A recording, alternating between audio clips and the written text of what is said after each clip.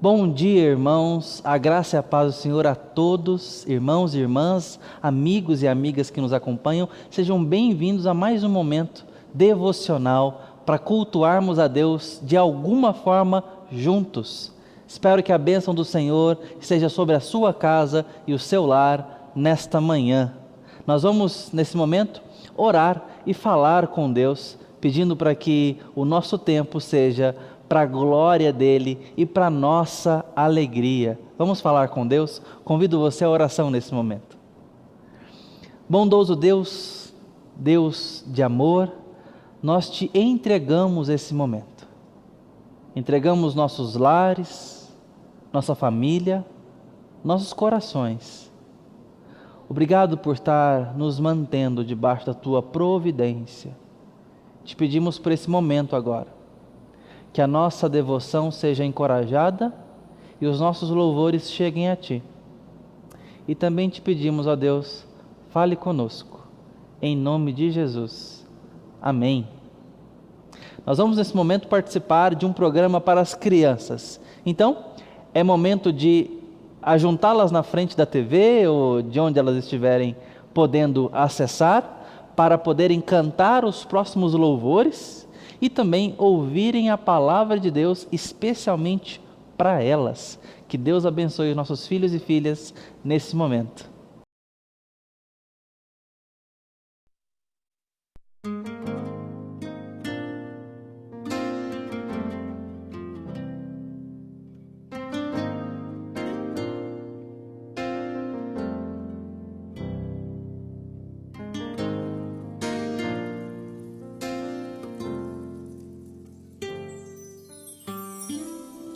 Tão triste estou aqui, levaram meu Jesus, pregaram suas mãos em uma cruz.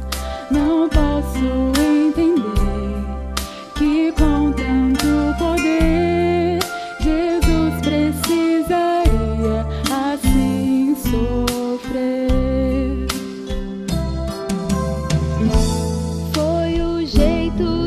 Deus escolheu de mostrar o seu amor. Tantas coisas Deus já fez e de muitos já cuidou. A Jesus a vida deu. A vida, amor maior.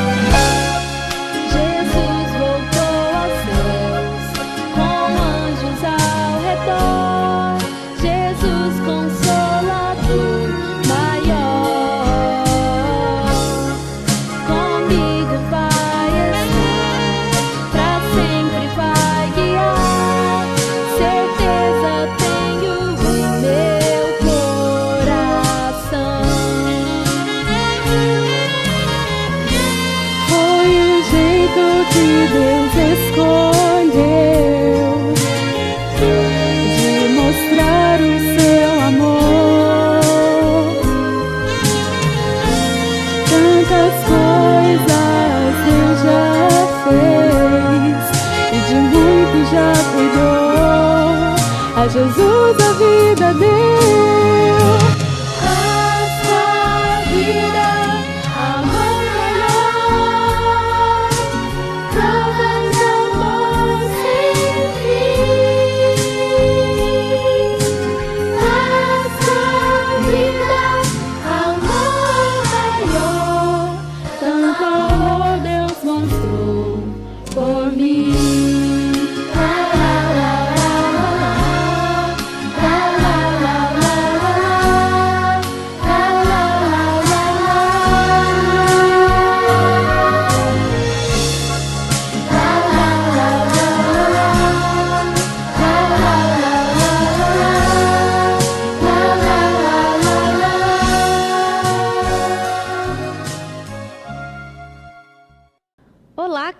crianças, hoje é um dia muito especial. Hoje a gente comemora a Páscoa. E quem sabe o que foi a Páscoa? Hoje nós vamos relembrar duas histórias que contam sobre a Páscoa. Uma hoje de manhã e uma hoje à noite. E essa primeira história está lá na Bíblia, no Antigo Testamento, a partir de Êxodo 2. É onde conta sobre o nosso personagem. Bom, o povo de Deus já estava mais ou menos há cerca de 400 anos como escravo lá no Egito. Eles trabalhavam duro e eles estavam tristes e eles clamavam a Deus: Senhor, a gente está trabalhando há muito tempo aqui, a gente é escravo, liberta a gente desse lugar tão terrível. Então, eles clamavam sempre a Deus. Olha só como esse homem está triste, clamando a Deus para libertar o povo do Egito, das mãos do faraó, que era quem governava o Egito. Então, Deus decidiu escolher um homem para fazer isso. Vocês sabem o nome desse homem? Moisés. Isso mesmo. Moisés foi o homem escolhido por Deus para salvar aquele povo. Um dia, lá no deserto, através de uma planta que se queimava, pegava fogo, mas ela não se consumia, não queimava, não caía nenhuma folha. Deus chamou Moisés e falou: Moisés, você tem que ir lá no faraó, pedir para ele libertar o povo, para ele livrar das mãos dele, você e seu irmão Arão. Moisés ficou um pouco com medo. Senhor, será que eu vou conseguir? Mas Deus disse: você consegue, Moisés, porque eu estou com você. Não precisa ter medo. Então, Moisés chegou e falou: Faraó, eu vim aqui porque Deus me mandou para libertar o povo. O povo está trabalhando como escravo e é o povo de Deus. Deus diz que é para você deixar eles irem embora. Mas vocês acham que Faraó gostou dessa ideia? Não. Faraó ficou muito bravo, muito bravo. Quem você pensa que é? Eu não vou libertar povo nenhum. Vocês vão ficar aqui trabalhando para mim, sim. Moisés falou: olha, Faraó, se você não deixar o povo ir, o Senhor vai mandar algumas pragas, algumas coisas terríveis, até o seu coração amolecer e você deixar o povo ir embora.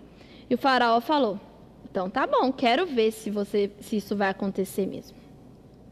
Então, Deus mandou 1, 2, 3, 4, 5, 6, 7, 8, 9, 10 pragas.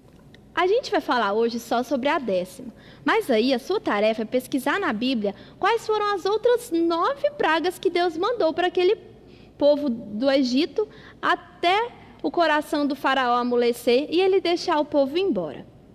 Mas a 10ª praga, essa praga foi diferente. Deus falou que o Senhor ia passar e ia matar o primeiro filho de cada família. Mas Deus mandou algumas coisas e chamou elas de Páscoa. Ele instituiu a Páscoa durante essa última praga. Ele falou que o povo de Deus deveria pegar um cordeiro de 1 ano, sem nenhum defeito, e deveria sacrificar. E pegar o sangue dele, e passar ao redor da porta.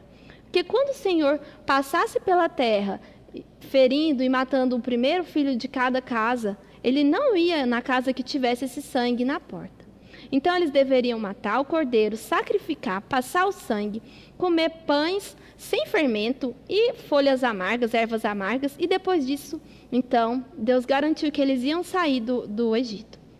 E aconteceu que, depois disso, então, passou a noite, o anjo do Senhor ferindo cada uma das casas que não tinha esse sangue na porta. Mas a do povo de Deus que tinha esse sangue, ficaram todos bem. E no outro dia, então, Faraó decidiu: tudo bem, eu vou deixar esse povo embora. E o povo ficou muito feliz, porque eles foram libertos. Deus falou através de Moisés. E então, através do sacrifício desse cordeiro, que cada um sacrificou na sua casa, o povo foi liberto. E eles ficaram muito felizes, porque eles não eram mais escravos do faraó. E essa história nos lembra também de outro cordeiro que foi sacrificado por nós, que foi Jesus.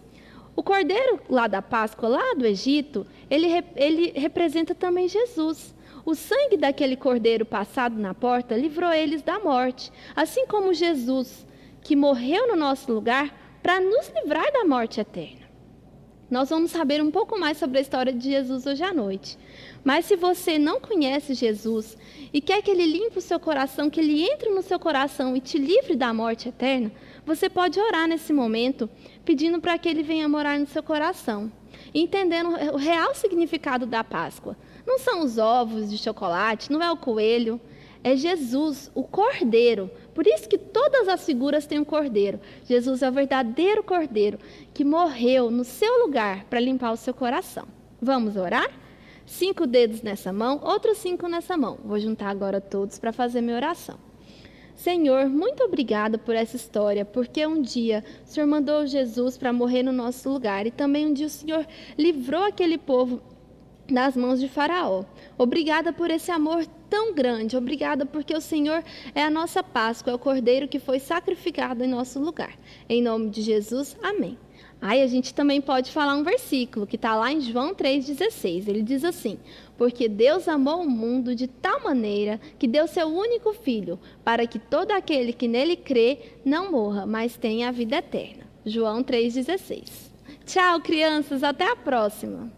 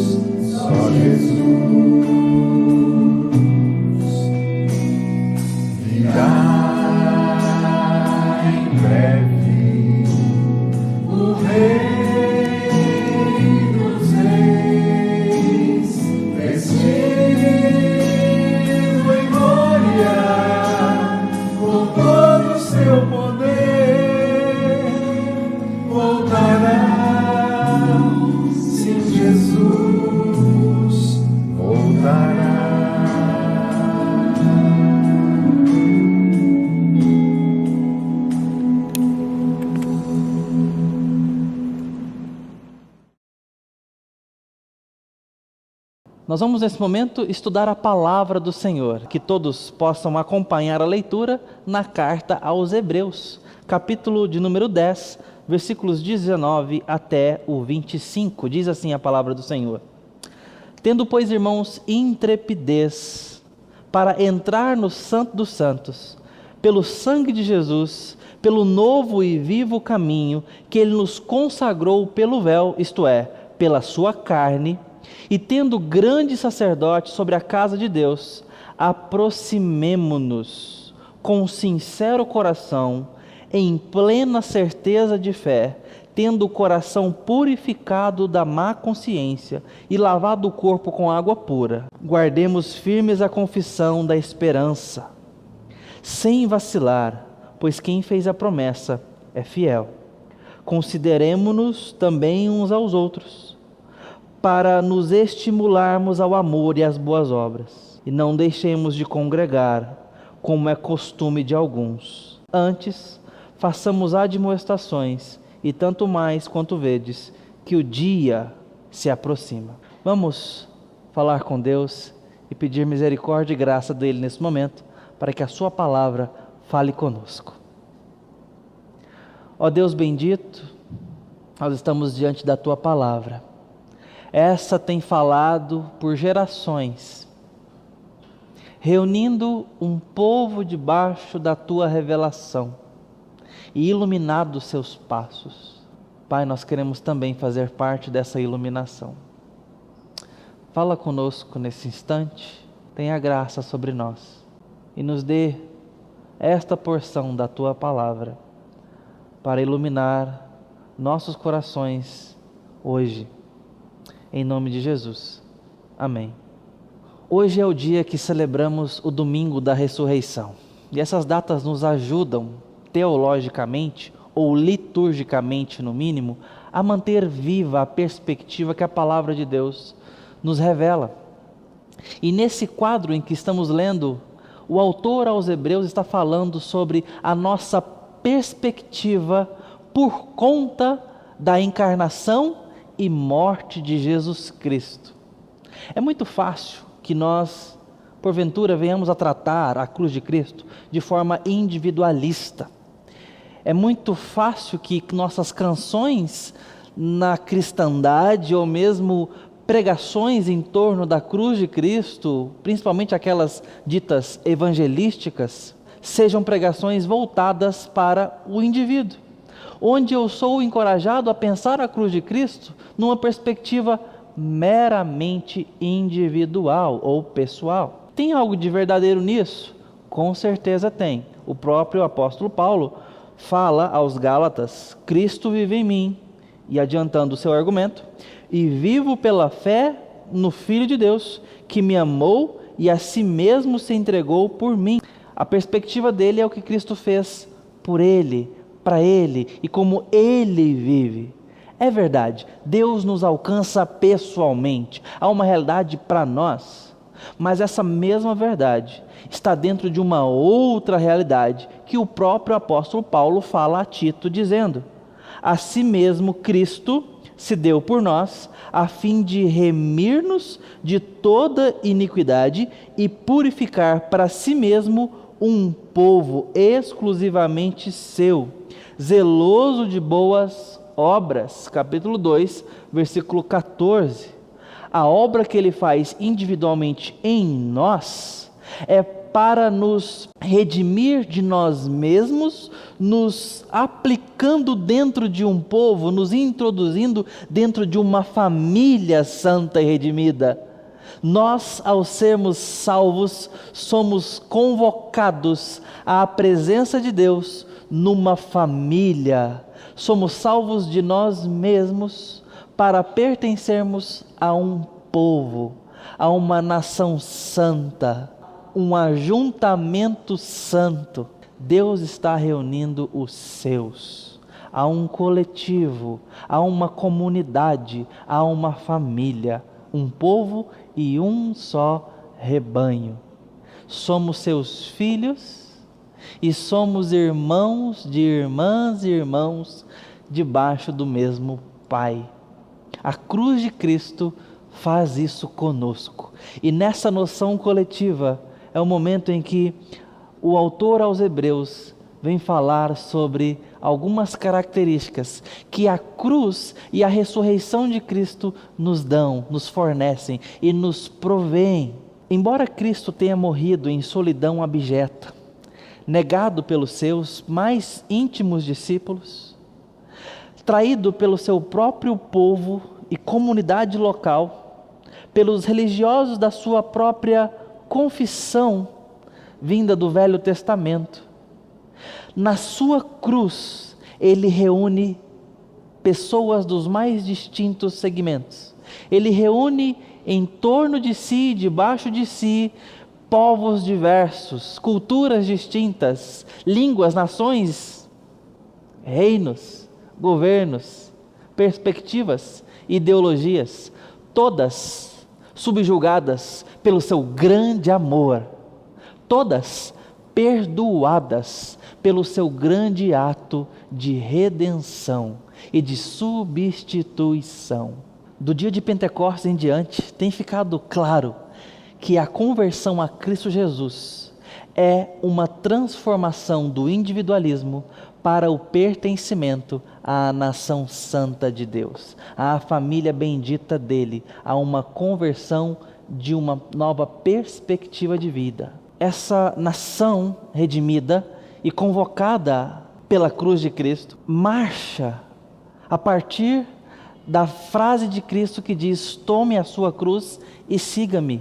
E ao tomar a cruz, Cristo estava se entregando por outros, amando outros, vivendo por outros e trazendo esses outros a uma realidade nova, a uma realidade inaugurada em seu amor. Nesse momento, Cristo está nos convocando a esta marcha, uma marcha de tomarmos também da cruz, para nos entregarmos, renunciarmos, abrirmos mão do nosso individualismo, abrirmos mão do nosso egoísmo e do nosso ego, e sermos libertos em seu grande chamado de amor.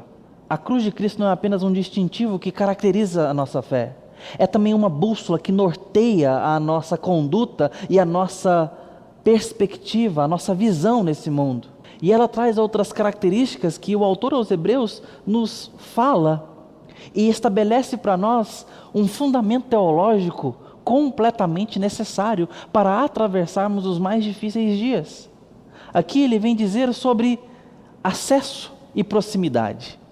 Quando ele diz que aqueles irmãos deveriam entrar o Santo dos Santos, ele estava aqui trazendo à memória dos hebreus a mensagem do tabernáculo, ou a realidade do tabernáculo antigo, onde Deus falava com o povo, descendo sobre o Santo dos Santos, que era a sala mais interior, ali, a sala mais profunda do tabernáculo, quando, depois de todo o sacrifício ter sido aceito, quando todo o sacrifício tivesse sido perfeitamente administrado lá fora, pelo sacerdote, então ele entraria no Santo dos Santos, e Deus se encontraria com ele, e esse ponto de encontro era a proximidade máxima que o povo poderia ter de Deus.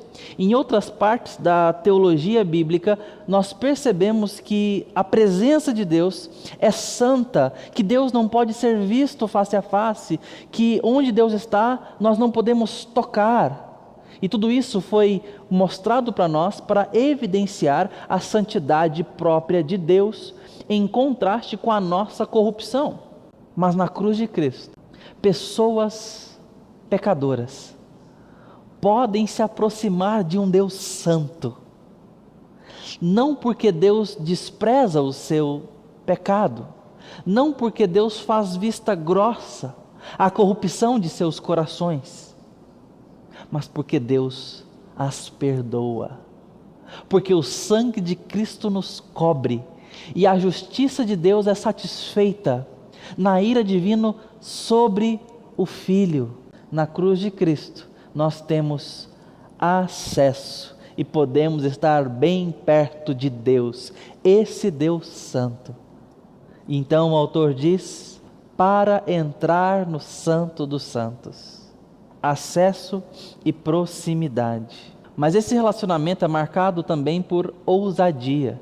E é assim que ele começa o texto: tenham intrepidez para entrar. Há aqui uma ousadia disponível, um certo atrevimento, inclusive, possível, porque Cristo rasgou o véu que separava uma sala da presença de Deus, que separava pessoas do Deus Santo. Ele rasgou esse véu, a porta está aberta, o caminho foi pavimentado. nós podemos ousar entrar, nós podemos nos atrever a buscar a presença de Deus. Não porque a sua presença foi barateada, mas porque um sangue precioso foi derramado. E num caminho sangrento, nós podemos pisar com humildade, mas com ousadia de quem vai se encontrar com Deus. E isso é maravilhoso, meu irmão. Isso é maravilhoso, minha irmã. A presença de Deus está disponível para nós. Atreva-se a entrar na presença de Deus. Cristo morreu para isso e ressuscitou para nos consolidar na presença de Deus. O véu foi rasgado na carne dele, para que nós pudéssemos atrevidamente, ousadamente entrar na presença de Deus. Todo esse aspecto de acesso, de ousadia para entrar na presença de Deus, para acessá-lo, para falar com Ele, evidencia uma outra característica: o amor.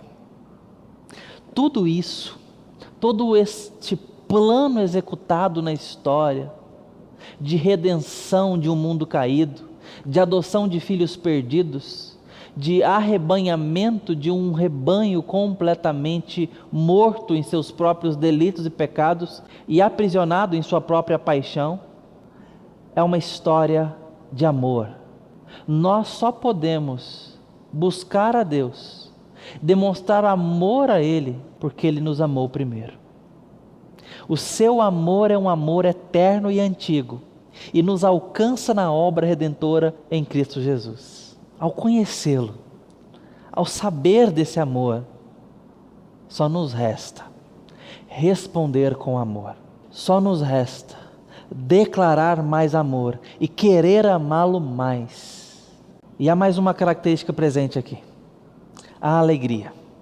O apóstolo Paulo fala como que o Cordeiro Pascal era motivo de celebração em casa. E mesmo num texto onde ele está advertindo duramente a igreja por conta de imoralidade, ele está exortando aquela igreja, ele fala que no Cordeiro Pascal nós devemos celebrar com humildade, mas com grande alegria, porque há perdão para nós, há uma disciplina disponível para nós. Porque mesmo em meio aos nossos próprios pecados, mesmo num trecho onde o apóstolo está tão envolvido com a disciplina da imoralidade daqueles irmãos, Paulo encontra lugar para falar sobre celebração, porque o Cordeiro Pascal, celebrado em casa, ou a sua mensagem celebrada em família, fala de perdão de pecado, fala da repreensão de um Pai zeloso que ama e nos edifica e nos reconstrói, e que no Cordeiro Pascal nós poderíamos encontrar essa liberdade e esse motivo de alegria. E a alegria, ela marca toda a trajetória da vida cristã. Nos vem à mente a boca que se encheu de riso e o coração que se vibrou em júbilo quando o povo de Deus, depois da escravidão babilônica, chega de volta à sua terra. Após 70 anos, ficaram como quem sonha, em celebração, em êxtase de alegria. Quanto mais nós, irmãos, não deveríamos pensar e valorizar a exultação, a celebração e a alegria de termos sido libertos de um império eterno de trevas, de uma vida sem Deus, de termos sido ressuscitados com Cristo Jesus, perdoados de nossos males, salvos de nossa própria maldade, perdoados da nossa própria luxúria, ganância, avareza, preguiça, de nossa própria ignorância, da nossa ira, da nossa vaidade, libertos da escravidão do nosso próprio ventre. Isso tem que nos alegrar, isso tem que fazer com que nós caminhemos como quem celebra sempre, porque embora nem sempre seja no pasto verdejante, e às vezes, e por muitas vezes seja como que em vale da sombra da morte, nós somos caminhantes perdoados, nós só seguimos nessa terra como gente perdoada.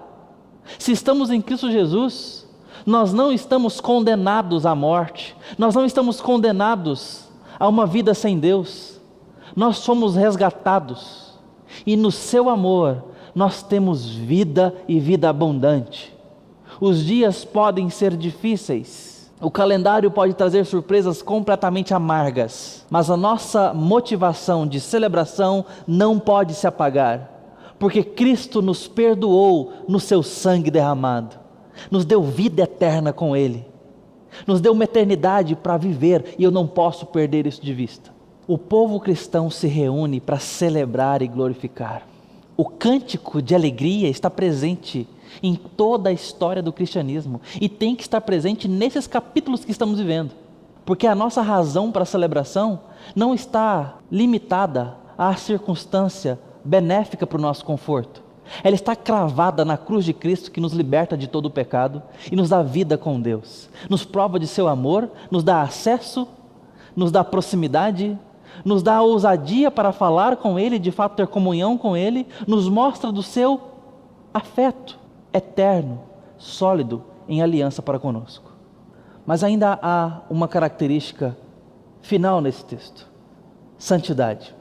Porque o texto nos diz que pelo sangue de Jesus, pelo novo e vivo caminho que Ele nos consagrou pelo véu, pela sua carne no caso, e tendo grande sacerdote sobre a casa de Deus, deveríamos nos aproximar com sincero coração, em plena certeza de fé, tendo o coração purificado da má consciência e lavado o corpo com água pura. É assim que nos aproximamos, num processo de purificação. O chamado da cruz é também o envio da cruz, que nos perdoa para podermos falar com Ele e nos aproximar dEle assim, tendo a consciência purificada, as mãos lavadas. Pensar na morte e ressurreição de Cristo é pensar em perdão de pecados. É pensar e reconhecer que os nossos pecados levaram Cristo à cruz. E que bom que Ele foi à cruz. Porque ali há perdão, ali há amor, ali há um convite para relacionamento com Ele. Esse convite é para nós, irmãos. É para hoje confessarmos nossos pecados a Ele. Pedirmos a Ele mais perdão, mais redenção, mais intimidade com Ele. Não zombe da cruz de Cristo. Santifique-se. Pense na santidade.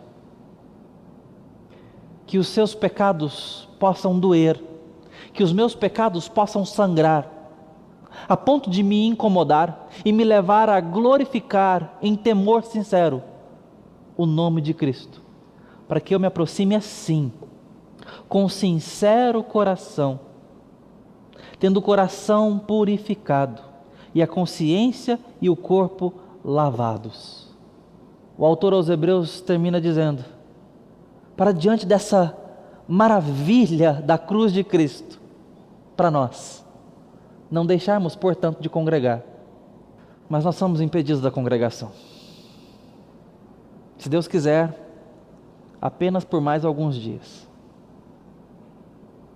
Mas é momento agora, com a igreja espalhada pelos lares, de celebrarmos o Cordeiro Pascal, aquele que foi imolado e morto para trazer a vida sobre nós, para trazer perdão sobre nossas casas. Eu quero te chamar a pensar a comunhão da igreja aí no seu lar. Se você é um crente sozinho dentro de casa e seus familiares não amam a Jesus, eu quero dizer que hoje é possibilidade para que isso aconteça aí. Pregue para eles, ore com eles hoje.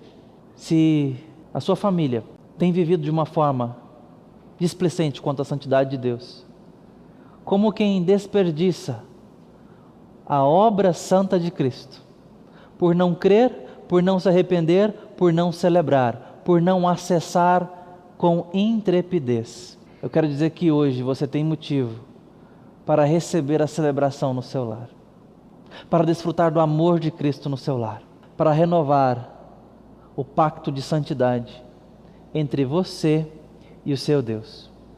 É tempo de pais retomarem o sacerdócio dentro de casa, de maridos retomarem o sacerdócio dentro de casa. É tempo de mães assumirem a sua postura de pilares da fé dentro de seus lares.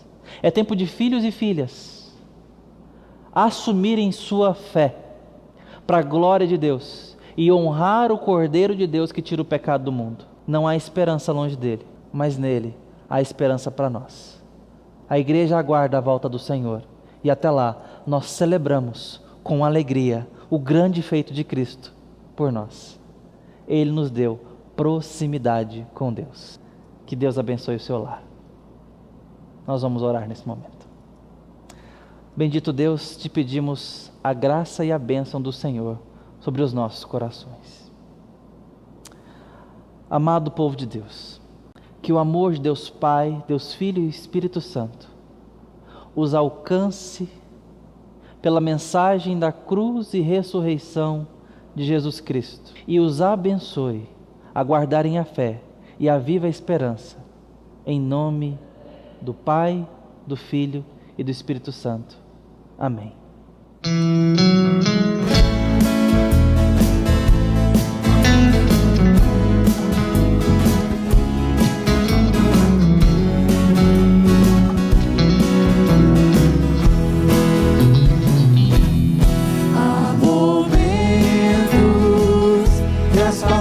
Não resolvem, mas o gesto de Jesus demonstrou amor por nós.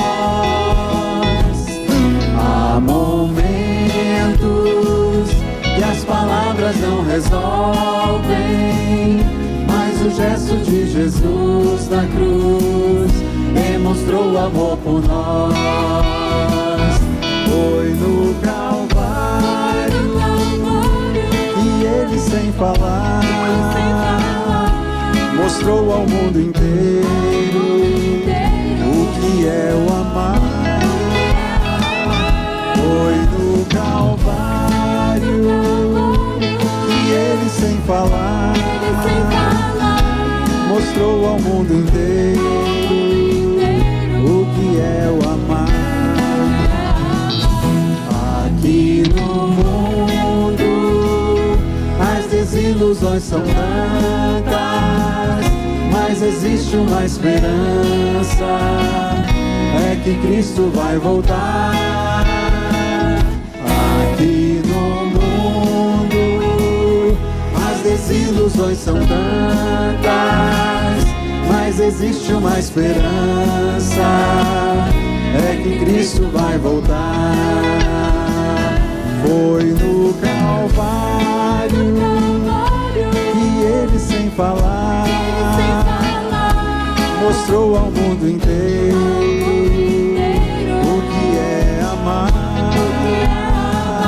Foi no Calvário que Ele sem falar